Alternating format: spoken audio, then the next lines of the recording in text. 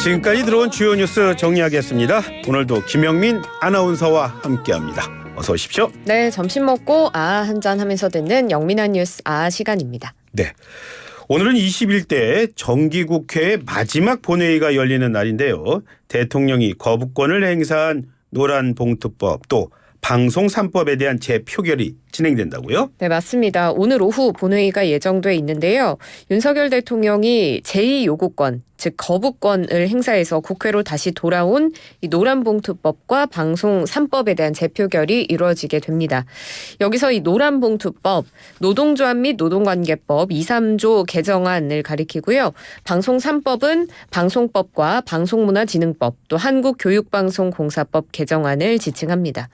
제2결 때는 재적의원 과반 출석, 거기에다가 출석 의원 3분의 2 이상이 동의해야 하기 때문에 부결될 가능성이 높습니다.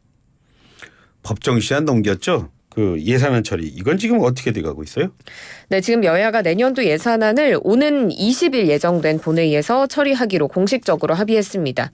국민의힘 이양수 원내수석 부대표 또 더불어민주당 박주민 원내수석 부대표가 오늘 오전 11시쯤 국회 본관에서 만나서 합의문에 서명하는 과정을 거쳤는데 법률안 통과를 위해서 오는 28일 또 내년 1월 9일에 임시회를 열기로 추가로 합의했다고 발표했습니다. 네. 이 자리에서 이 수석 부대표는 기자들에게 1월 9일 마지막 본회의 한 번 더 열기로 추가한 건 이 민생법안 처리에 양당 모두 최선을 다하겠다는 뜻이라고 밝혔고요.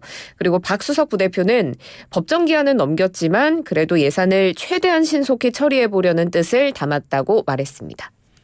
민주당이 이달 안에 쌍특검법을 처리한다는 그런 계획이라고요? 네, 맞습니다. 민주당은 오는 20일 본회의에서 예산안과 함께 대장동 50억 클럽 또 김건희 여사 주가 조작 연루 의혹에 대한 이른바 쌍특검법 처리를 하겠다라고 지금 벼르고 있는 상황입니다. 국민의힘 윤재옥 그리고 더불어민주당 홍익표 원내대표가 어제 김진표 국회의장과 회동을 하고 오늘 본회의에서는 이 쌍특검을 상정하지 않기로 합의를 했는데 원래 민주당은 8일 본회의에서 이 쌍특검을 처리한다는 방침이었습니다. 예. 하지만 김진표 국회의장이 여야 원내대표에게 정쟁을 멈추고 예산안 처리에 집중하자 이렇게 당부하면서 결국에 민주당은 이 일정을 뒤로 미뤄서 20일 본회의 처리를 계획하게 된 겁니다. 하지만 국민의힘은 강하게 반발하고 있는데요. 김기현 대표의 발언 들어보면 민주당이 이처럼 마땅히 해야 할 예산안 심사는 충실하지 않고 정쟁 소재 찾는 데만 몰두하고 있으니 이쯤 되면 학교라면 퇴학감이고 회사라면 해고감이다라고 강도 높게 비판했습니다. 어제 민주당 전당대회 룰 개정이 있었습니다. 그 주요 내용 한번 정리해 볼까요? 네, 민주당이 어제 국회 도서관에서 당헌 개정을 위해서 중앙위원 회의를 열었습니다. 당대표 최고위원 이렇게 선출할 때 대의원의 표 비중은 축소하고 권리당원의 표 비중은 늘리는 게 핵심인데 이렇게 됐을 때 권리당원의 표 비중 지금보다 3배 이상 늘어나게 3배가량 늘어나게 됩니다. 그리고 선출직 공직자 평가 때 하위 10%인 현역 의원의 경선 득표 감산 비율을 더 확대 20%에서 30%로 늘리는 안까지 이렇게 두 가지에 대해서 당헌 개정을 확정했습니다. 비명계 의원들이 비판 정말 강했죠? 맞습니다. 비명계를 중심으로는 정말 수위 높은 비판들이 나왔는데 대표적으로 이원욱 의원, 원칙과 상식 소속이죠. 어떻게 말했냐면 포퓰리즘과 정치 권력이 일치될 때 독재 권력이 된다라면서 독일의 나치 정당까지 언급을 했습니다. 그리고 또 황교안 자유한국당과 태극기 부대 결합으로 이때 자유한국당이 총선에 패배했다라고 언급하면서 우리가 가는 길이 그 모습을 닮아 있다라고 주장하기도 했습니다. 이렇게 비명계의 강력 반발에도 당헌 개정안은 이때 토론 후에 이어진 중앙위 온라인 투표 결과 67.6%로 찬성 의결됐습니다. 네, 이에 대한 이재명 대표 그리고 지도부 입장 정리해 볼까요? 네, 이재명 대표가 모두 발언에서 이 당원 개정에서 찬반 양론 매우 격렬하게 대립하고 있지만 당 민주화라는 측면에서는 당원들 의사가 당의 의사에 많이 반영되는 그런 민주 정당으로 나가는 것이 맞다고 판단한다라고 말했습니다. 네. 그래서 국민 눈높이에 맞는 정치를 해야 한다라고 말했는데 결국 이렇게 바뀐 방식이 국민 눈높이에 맞는 거다라는 이야기로 보이죠. 그런데 이와는 별도로 투표 방식에 대한 문제도 제기됐습니다. 이 투표 방식이 꼼수라는 지적이었는데요. 표결하는 게 2개였잖아요. 그런데 이 2개 안을 각각 투표하지 않고 합쳐서 한 번에 투표를 진행한 겁니다. 그래서 하나는 찬성, 하나는 반대 이게 불가능했는데 이런 지적에 조정식 사무총장은 과거에도 동일한 당원 개정안일 때는 한꺼번에 투표를 진행하는 게 일반적인 과정이었다라고 설명했습니다. 네. 오전에 더불어민주당 전당대회에서 돈봉투 살포 의혹을 받고 있는 송영길 전 대표가 피의자 신분으로 검찰에 출석을 했어요. 그렇죠? 맞습니다. 이 돈봉투 살포 의혹의 사실상 정점으로 지목된 송영길 전 대표 오늘 검찰에 출석했습니다. 서울중앙지검 반부패 수사 2부가 오늘 오전 9시 송 전 대표를 특정범죄 가중처벌법상 뇌물, 정당법 정치자금법 위반 혐의를 받는 피의자 신분으로 불러서 조사를 시작했는데요.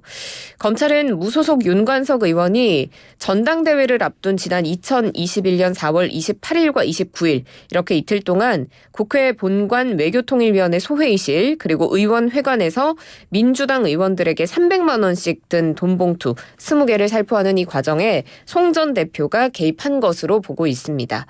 송 전 대표는 이와는 전혀 관련이 없고 지금 검찰이 위법한 별건 수사를 하고 있는 것이다라고 이야기하는 입장입니다. 네. 송영길 전 대표 출석에 앞서서 또 여러 말 했죠. 한번 정리해 볼까요? 네, 피의자 신분으로 조사를 받기 위해서 이제 출석하면서 취재진 앞에서 5쪽 분량의 입장문 발표했습니다. 송영길 전 대표는 검찰이 정치적 기획 수사를 해오고 있으며 자신에 대한 증거 조작이 제대로 안 되니까 자신 주변 사람 100여 명을 압수수색하고 소환해서 별건 수사에 올인하고 있다고 말했습니다. 송 전 대표는 모든 혐의를 부인하면서 묵비권을 행사하겠다라고 밝혔는데 소환 조사해달라더니 왜 묵비권 행사하느냐 이런 비판도 있는데 검찰 조사에 협조하겠다는 말은 한 번도 한 적이 없었다라고 말했고 이 진술 거부권은 법으로 보장돼 있는 것이다라고 말하기도 했습니다. 네. 검찰은 수수의원들 관련된 수수의원들도 소환해서 조사하겠다 그런 방침을 세웠다고요? 네, 맞습니다. 지금 송 전 대표 조사를 하고 난 뒤에는 수수 의심 의원들에 대한 소환 검토 방침도 밝혔습니다. 서울중앙지검 관계자가 어제 밝힌 내용에 따르면 지금 포렌식은 어느 정도 마무리가 됐고 이 송 전 대표에 대한 조사까지 마무리되면 수수 의원에 대한 소환 검토할 것으로 예상하고 있다고 말했습니다. 검찰은 이미 지난달 2일에 민주당 소속의 임종성, 허종식 의원에 대해서 압수수색을 진행했고요. 검찰은 이 두 의원을 포함해서 약 20명 정도가 윤 의원으로부터 300만 원이 든 돈봉투 받은 것으로 의심하고 있습니다. 네. 수능 채점 결과가 나왔습니다. 만점자가 1명이었죠? 맞습니다. 이번 2024학년도 대학 수학능력 시험에서 전국에서 유일하게 만점 받은 수험생이 용인 한국외국어대학교 부설고등학교 여기에 졸업생인 유리아 양인 것으로 확인됐습니다. 지난해 수능을 치렀는데 몇 문제를 실수해서 원래는 의과대학을 가고 싶었는데 가기 어렵다고 판단하고 재수를 했는데요. 예. 이번에는 만점이 나왔습니다. 만점 받은 비결은 꼼꼼한 문제 읽기를 꼽았는데 오래 공부하면서 너무 간단한 거지만 문장 하나하나 제대로 읽는 것이 굉장히 중요하다고 느꼈다고 합니다. 그 외에는 또 기출문제 많이 풀어본 게 효과를 본 것 같다라고 말하기도 했고요. 유양 이번에는 의대 진학 가능할 것으로 보입니다. 예, 학생들 보통 다 이렇게 하는데 어떤 사람은 만점 받고 또 그렇지도 않고 그런 것 같아요. 저도 꼼꼼히는 읽었는데 그러실 것 같았어요. 예, 이번 한 주도 수고하셨습니다. 고맙습니다. 고맙습니다. 네, 지금까지 김영민 아나운서와 함께했습니다.